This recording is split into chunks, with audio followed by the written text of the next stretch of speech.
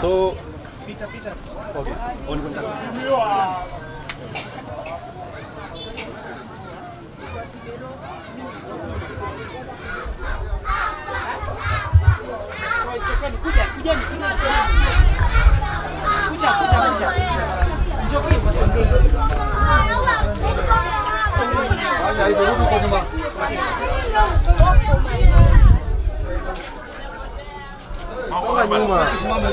Tan.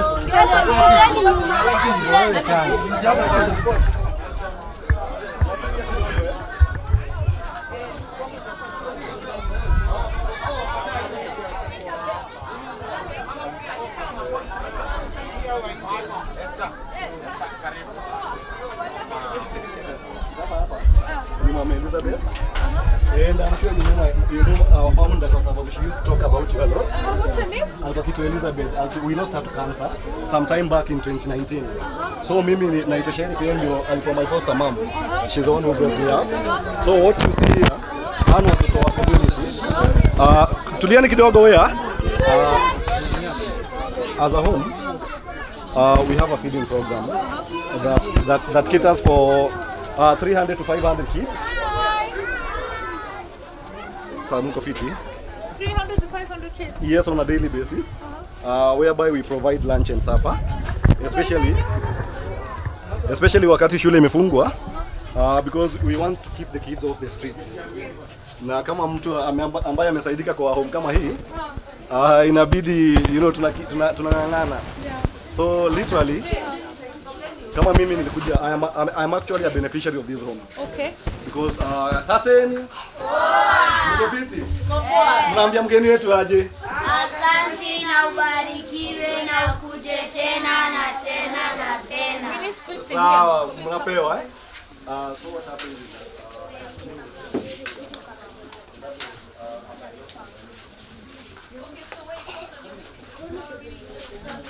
Name of the home, how old it is, the children that are permanent, the children that are temporary, the daily ones, the programs that you have, the challenges that you have. I can see the food that we brought is here, but you know everywhere I'm going, even though everyone is saying thank you, I know we need CS Ruku to support the orphanages now. Sure. Because our GAF food is not enough. Yeah, it's not. We need to have a program of supporting orphanages on a monthly basis through the administration. Wow, that would be awesome. Yeah. So guys, this is Mama Elizabeth Home Korogosho, and I am Sheriff Anthony. I run the home, and I'm also a beneficiary of this home. Right now we have 68 kids who call Mama Elizabeth home, and apart from the 68, we also have a feeding program that caters for 300 to 500 local community kids, whereby we provide lunch and supper. And then apart from that, we also big on the empowerment, the most important of it all, which is education. And as a home, we support 132 children in terms of education, and we have 16 different high schools. We have 16 primary and junior high, and then we also have the tertiary now, the extra kids. So as a home, we do not have donors, we do not have sponsors at the moment. So we generally depend on 100% on well-wishers. So if you go online, you'll always find Sheriff Anthony asking for one thing or the other. But the home's founder knew you a lot. Because I remember she used to talk about you a lot, that you have to visit. But here you are. God's timing is always the best. So the kids we have here, some are orphans, and some are kids who come from very vulnerable backgrounds. And what we do is that, since Mama Elizabeth showed us that we could stand strong through love and care, now that's what I do today. We lost our founder to cancer, and that was in 2019. And 2 weeks before she succumbed to the cancer, she held my hand and delegated the responsibility. During that time, it used to be, just a mud structure like around, but God has been great, and as you can see, we keep taking one step at a time, and to be honest, we struggle a lot, because I have a family of my own, and yet I have to, to ensure that all the 68 plus 132 we educate all go to school. So I'm always online begging, sometimes people respond, so in terms of food, We rely 100% on well-wishers as well. So we always trying to woo people to visit us because every time people visit, mtu amekuja na mchele, mwingine amekuja na unga. For instance, every time we doing ugali, we do 2 bales a meal. You know, if we are doing rice, we do kilos. In terms of cereals, we use like 360 kgs a week. So it's quite big. Yeah, it's quite a hassle. But so good. I love what we've done so far. As a beneficiary of the home, this is all I know as a home. So tell me, is the land yours or you're renting? It's ours because the home's founder, the dad to the home's founder was the one who was called Mzee Korogosho. So yes, so you cannot Korogosho as a slum without mentioning Mzee Korogosho. So he was the dad to Mama Elizabeth. So we actually trying to follow up so that if we get the papers, then we can also, now I can do so many proposals to see whether we can get permanent structures for the kids. Because my dream is to, to have a home as well, and as well as a free school. How big is the land? Not really big. It's about 2 plots. Actually 3. 3 plots. Yeah, you've seen where the kids are queuing? Yeah. Even that side is ours. Okay. Yeah. Okay. But you can always, if someone has resources, you can always figure it out. You're not on riparian? No, we are not. Okay. Yeah. Okay, close. Okay. So, I mean, as we go around, Yeah. I know that a lot of the people who have gotten the contracts to build houses, affordable housing, are also giving back. Okay. And some are giving back in terms of classrooms. Wow. Others might be, we can compel them to give back in terms of infrastructure for homes. Okay. Yeah, and then I'm also trying to encourage the government, while we're planning on shutting down homes, we try and see how we can also assist, because most of the homes that we came to are struggling with rent, and they're struggling with utilities, electricity, diapers, etc. So the children, some are from the community around, but the rest are being brought by social services, the chiefs, and the police. Yeah, the police. So if we bring your children, we should also make sure we assist you. Yes. It's terrible to bring your children and then we say, wewe, kwa sababu ulichukua certificate na unajali hali ya watoto wetu, sasa tunawakuletea watoto, hiyo ni shida yako. How is the donor funding? Has it gone bad since Trump? To be honest, it has. Yeah, I know Trump. Because we used to have so many visitors. A day like we would have so many visiting, but all that has reduced. Yeah, I think there's struggling economically. Yeah. They are being driven by profits, not people. So, I mean, when I see all the banks and how much they're posting in profits, and I always wonder, if you posted less and you gave back, how much better would Kenya be? There comes a time that you look at population and you think, can we all do something? Sure. Yeah. I totally agree. If all of us took action, then we wouldn't have kids in the streets. I know. Yes. Like in my case, I do not even have my own family, like blood relatives, because after I lost my mom to HIV, they disowned us. So you can imagine how many kids out there are like me. They have people who have no one to take care of, but they end up being. You ended up in a home like this. Like and did you finish university, college? Well, I sponsored myself. I used to be at KCCT, the current multimedia university. Part of it was self-sponsored, and the other part was someone had, done something for me. Okay. Yeah, but I tried my best to keep pushing myself. Yeah, and now you're helping your brothers and sisters, isn't it? Yes. Yeah. So first I want to say thank you. We can't thank you enough as a country, because you're doing so much. Thank you. All these children would not have a place if they didn't have you. So Sure. you might have with your wife some children, but uko na wengine. Niko na wengi. Alijua saa ile nafanya harusi na wewe unakuja na baggage kubwa. Anajua, alinifuata nikiwa na hii bucket. Sasa anajua. Yeah, so that's good. Yeah. I thank you. Watoi, hi. Hi. Sweet. Yeah. So, you know who I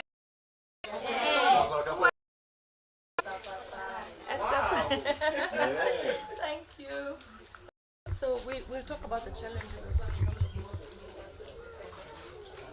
Okay, so you have a point for me? Yes. Oh wow, okay. In front of you are Young Angel from Elizabeth, so ready to present a poem entitled Our Lovely. So sit back, relax, and don't forget to put a banana smile. Hello, hello, our honorable Madam Minister. We are here today. Welcome home, where love and unity shines. By God's grace, you are here. Look the way we smile and just into our hearts. Last, we appreciate for your as we Mama Elizabeth. Thank you. God is good. All the time. God is good. All the time. And all the time. God is good and that is great. Wow. And every day I'm getting better. And what he does. Especially Now. hapo sawa. Sasa nionyeshe mgeni around, si ndio? Sawa? Nimuonyeshe kwanza. Sawa sawa. Pia wakigoja sana. Okay. Mmemwambia sana.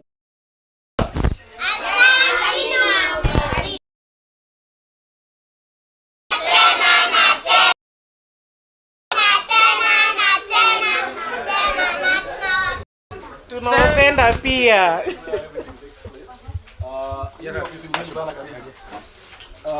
This was done by Jubilee Insurance. And thank God because kitambo nilikuwa nasumbua saa zote kwa mtandao hadi sasa unapata I lost friends kwa sababu unajua mara mingi when you post picha wakati umepiga look vizuri ama likes na kuja. Ukiweka ile ya kutafuta chakula ya kuomba watu kitu, likes hata unapata rafiki yako hawezi like hiyo page yako. Let me tell you, you know for me, Asijua umeona. if I post that I've done work, very few likes. Yes. But when you have a controversial thing, Bisanga. oh my goodness, I don't know, Kenyans, tuta change.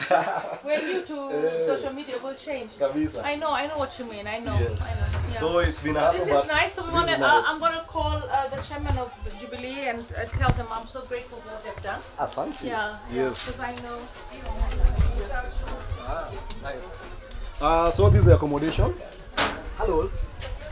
Kila mtu sawa ni mzuri. Sasa this is where is this? And then you have a lot of places for storage. Yes, yes, yes. When I lost mom, unajua kiniachini kwa ya matope. Yeah. So I was lucky to do an interview with Grace Msalame way back. Yes. After mama alipase. And one of the ladies alikuwa amekuja na yeye. You know, every time tunaamka hivi tunasema mwekali abarikiwe sana na Mwenyezi Mungu kwa sababu she built the home for us. You know? Ilikuwa ya matope ile unapata upiti kwa mlango unaingilia hadi kwa ukuta kwa sababu it was that bad. Yeah. But then wakati mama aliniachia hii majukumu, I had to embrace it. Yeah. So I've seen God in every step of them. You know, I started a project with Passaris Foundation to start decongesting classrooms. Yeah. But I have a feeling that I'm going to also try and see how we can also do orphanages, helping especially those who already have land, because you know, we've got to do something. Yes, we have. So for now, 2 kids per bed. Yeah.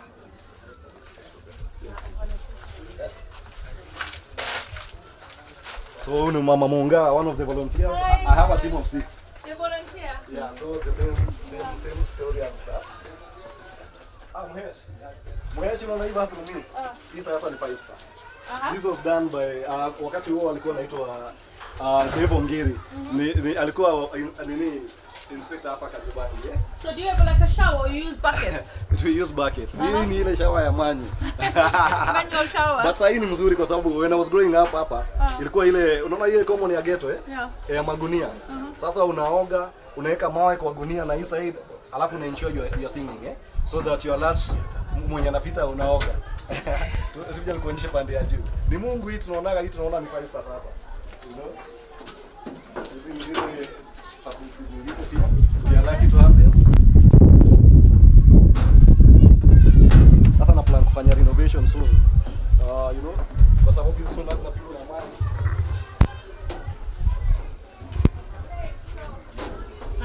Have a look. Raymond. What is this settlement called? Korogosho. Korogosho it is.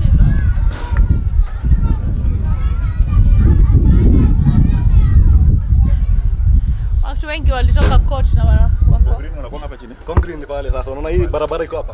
Wako pande hiyo sasa. So wajua ile kitu tunafaa tufanye. Tuombee rais wetu. Yes. Apate 2 term kwa sababu wengine wanasema hawataki kuendelea na manyumba. Wanataka Wakenya waishi hivi.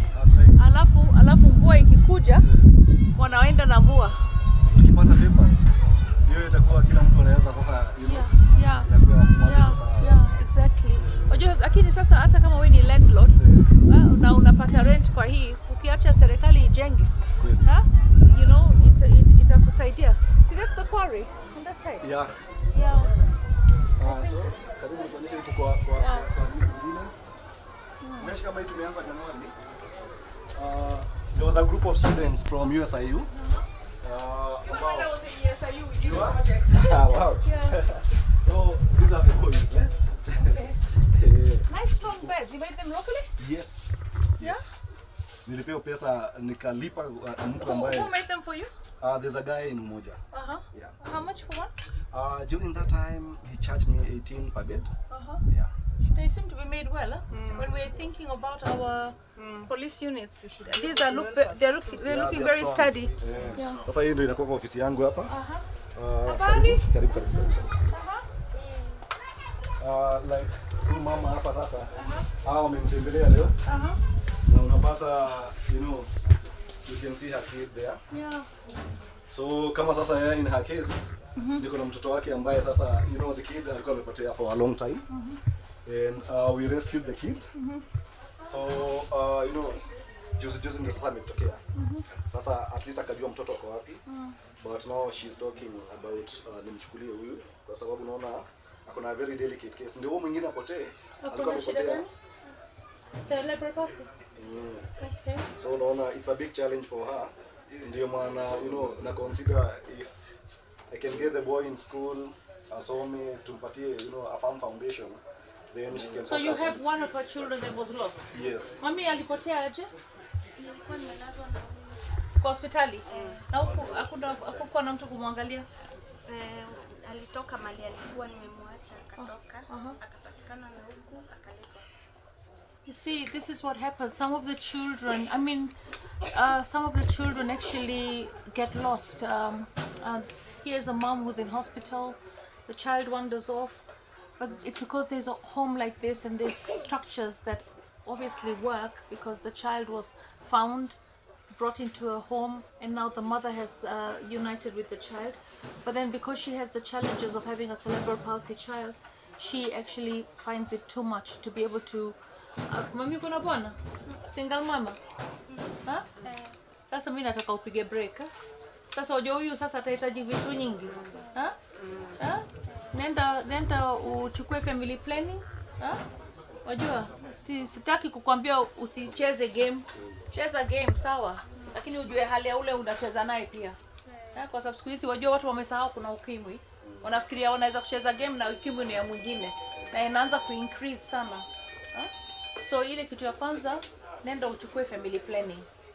Kwa sababu sasa uko na huyu, unaona wa kwanza baba anasaidia. Wa pili muliachana na wajua wanaume wa siku hizi washenzi sana. Wanaika mtoto alafu wanaondoka. Wanafikiria hiyo ni kazi ya mama. Si hata wewe unajua uko na mtoto wako. Alafu wengine wanasema, "Unataka kijana ili jina yangu iende mbele." Alafu akimwacha mwanamke anasahau hiyo jina yake. Kwa successful anakutafuta. Okay, sawa. Huyo mtoto kwanza, huyo mtoto akipata results nzuri, utamuona hapa ana shine. Mtoto wangu huyo na hajui mama alimleaje. Lakini kama mimi nasema wangu akanitafuta leo hii, unless akona kakitu. Akitafuta akiwa ana kakitu, tunaondokeana kwa sababu you know people need to own up to their responsibility. Yes. Hata mimi sijui wangu hizo miaka zote. Na unapata, you know, I can feel her pain wakati, you know. Lakini ukisucceed kidogo hivi unasikia wewe ni wangu. So give up. Wanagrow na wakiwa kwa kuna center yote karibu hapa ya cerebral palsy ambao unampeleka mtoto. Unajua kuna Kize in Kasarani. Yeah, Kize in Kasarani. Lazima uje ni shilingi 100 kumpeleka. Uko na simu? Bring my phone, I want to give her some money. Hapa Kasarani kuna Kize. Nataka uende huko upeleke mtoto. Ni shilingi 100 tu. Ili wamwangalie, wakwambie nini unafaa kufanya. You know, when the president came there, I told him, I said, you know, we need to build some houses around the area so that mothers just walk. They have that center is very good for helping children with cerebral palsy. Mami, namba yako ni ngapi? 0741 0741 630 630 146. 146.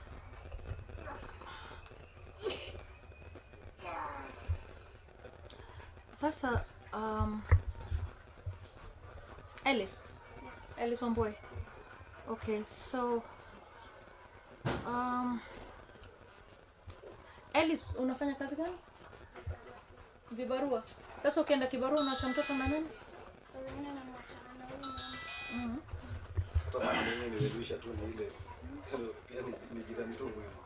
Na pale unaishi unalipa rent ngapi? 25. Nyumba imekufa sababu amekosa pesa. Sasa nimekutumia 5,000. Utaamua vile unataka kufanya. Okay, so naweza kuweka namba yako kwa mtandao watu wakusaidia? Mbona unaishi nyumba 2500? 2500. Na hiyo 25 ujue bado inakuwa high mountain to climb, eh? Yes. Inakuwa kazi mingi. Yeah, I mean, her rent is 2,500. So if you are able, let's send her some love today, okay? Let's send Alice, one boy who has 3 children, 2 of whom are being hosted. She's bringing one more to be hosted at Mama Elizabeth's home. One was actually lost and found. Miaka ngapi au miezi ngapi alikuwa amepotea? Mwezi 4 huko. Unajua pale yuko? Yes, kwanza. Na ulimpataje? Alikaa kanipigia. Nani mtoto? Alijua namba yako? Kanajua kabisa. Sasa ilishika mwezi 4 ndio akumbuke namba yako? Sijakuwa na simu. Oh, ulikuwa una simu. Sasa ulipopata simu ukaona anakutafuta. Sawa, hiyo ni vizuri. Unajua mimi hata sasa niko kuna watoto wangu wadogo. Kitu ya kwanza nimefundisha jina yangu na namba yangu ya simu. Yeah. Ni muhimu. Hata umefanya vizuri hapo. You know your mommy's number? What's her number? 0741 Okay, say it again.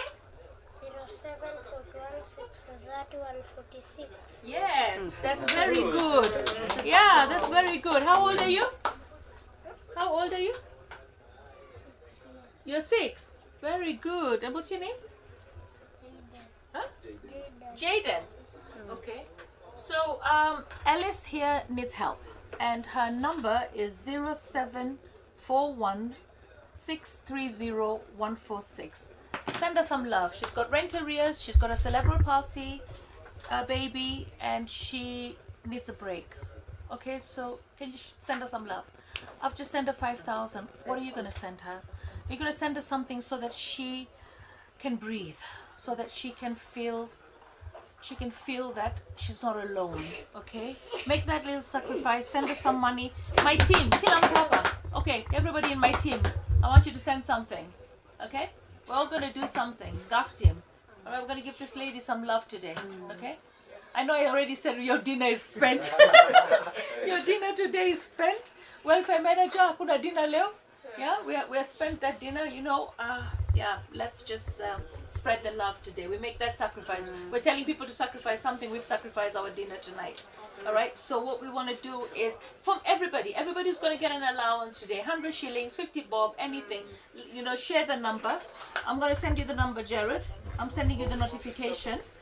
All right, so that we, from Gaff, can send her some love, yeah? If our team of 20, everybody sends her something, she'll get something to be able to just breathe. Okay. Alice, uko na namba yangu? Sawa? Nimesha kutumia kitu, so uko na namba yangu. Tuendelee kuzungumza, tuone vile tunaweza kukusaidia. Uko na kikundi yoyote ambao wewe uko member? Chama yoyote? Sawa. Sasa nataka ufike, nitakutumia address ya pale, utaenda Kasarani. Hiyo ni facility ya serikali, unaenda unaandikisha mtoto 100, mtoto anaangaliwa. Sasa hiyo pesa mpeleke mtoto aangaliwe. Wakueleze vile wanaweza kumsaidia mtoto. Si ndio? Yeah, alafu I want to actually see whether Kizi allows you to just bring your baby during the day and go work and then come back in the evening, pick your baby. But they need to stay in the neighborhood. Wow. Here in Babadogo Mission of Hope, I think is karibu na yeye kuliko Na Kasarani. yeah, but Kasarani, you know, anaweza kwenda huko aangalie na wanalipisha ngapi. Alafu aende Kasarani aangalie, alafu aone nani. Kasarani, it's a government one, and it's affordable, subsidized, and it also has facilities, equipment. So wacha aende pale zote mbili. Yes. Yeah, ujaribu uone vile pale utasaidika, si ndio? So